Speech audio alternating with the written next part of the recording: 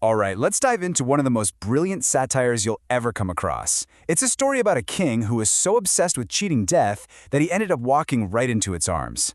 This is the story of the Tiger King. Right from the very first sentence, the story tells us exactly how it ends. So, the suspense isn't about if the king dies, but the incredible, almost hilarious way it all goes down. The journey to that end, well, that's everything. You know, before he got his famous nickname, this guy was known by a title so long it's just ridiculous.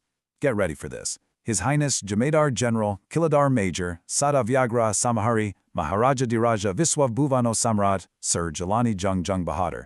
And believe me, the list goes on. But after all that, he's only remembered for one thing. And that's the real question, isn't it? What on earth could a man do to be known simply and fatally as the Tiger King? The answer, believe it or not, starts with a prediction made the very moment he was born.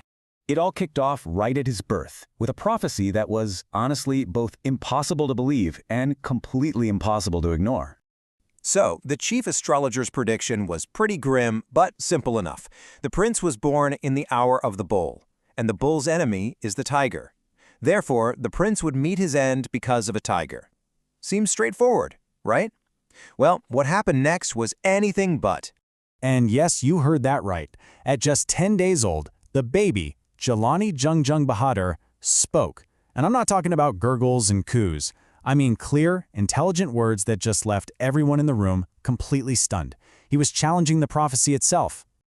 This one moment tells you everything you need to know about his personality. Instead of being scared, this tiny infant growled out these words. He was already setting the stage for a lifelong war against his own destiny. Now, that defiant cry, it wasn't just some random baby talk. Oh no, it became the single driving mission of his entire life, and it all led to an obsessive, all-consuming vow. So, the stakes were officially set. The king made a vow that he would kill 100 tigers, and the astrologer, he was so confident in his prediction that he basically said, if you pull this off, I'll burn my astrology books, cut my hair, and become an insurance agent. The challenge was on. And let me tell you, the hunt began with an unbelievable passion.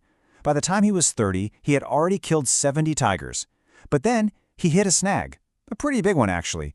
He completely ran out of tigers in his own kingdom. So, what's his solution? Well, obviously, he decides to marry a princess based on one single criteria.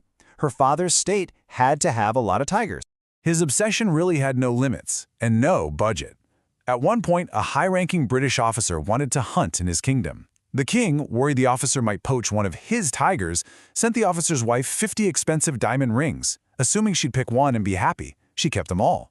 It cost the kingdom a fortune, but to the king, it was just a small price to pay to keep his quest alive. So years fly by. The palace is literally covered in tiger skins. The official count reaches 99. Just one more. The king's anxiety is through the roof. One more tiger, and he believes he'll have conquered fate itself. But finding that last tiger turns out to be almost impossible. In a fit of desperation, the king's long-suffering Dewan secretly brings an old, weak tiger from a zoo and sets it loose in the forest. This is the great beast meant to seal the king's fate? It's so old it can barely even stand up. The king, just bursting with joy, sees the tiger. It actually just wanders right towards him. He takes careful aim, absolutely determined not to miss this final critical shot. The shot rings out. The tiger just collapses into a heap. And then, silence. The king is just overcome with joy. He's done it. He's done the impossible. He stared destiny right in the face and made it blank. He orders a huge parade and leaves the forest, feeling like a triumphant conqueror. But as the king speeds away, completely unaware, his hunters walk up to the tiger, and they discover something that changes everything. And it's something that could cost them their jobs or even their lives. And this is where the story takes its incredible, unbelievably ironic final turn. The king may have left the forest, but fate hadn't left him. Here's the truth of what happened. He missed. The bullet just whizzed right past the tiger's ear. The ancient animal had simply fainted from the shock of the sound.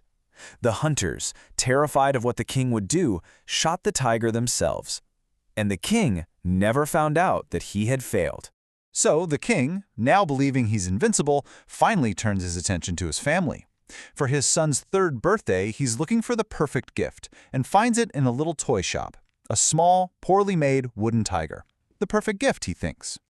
This contrast right here is the heart of the story's irony. On one side, you have the powerful, real beasts he spent his entire life destroying, and on the other, a cheap, shoddily carved toy. One was his obsession. The other, well, the other would be his doom. So while he's playing with his son, a tiny sliver of wood from that rough toy pierces the king's hand. He pulls it out, thinks nothing of it. But the next day, an infection starts. It spreads all the way up his arm. 3 famous surgeons are flown in. They operate, they talk amongst themselves, and then they come out of the operating room to announce their success with the most chilling irony imaginable. And just like that, the prophecy was fulfilled. Death did come from a tiger. Not a ferocious beast from the jungle, but an insignificant, tiny wooden one. A single sliver of wood did what 99 real tigers couldn't. So, what are we left with? The story is clearly making fun of the king's arrogance. But is it really just about him? Or is it maybe a commentary on anyone in power who thinks they can just bend the world to their will, totally blind to the tiny, insignificant details that ultimately decide everything? What do you think?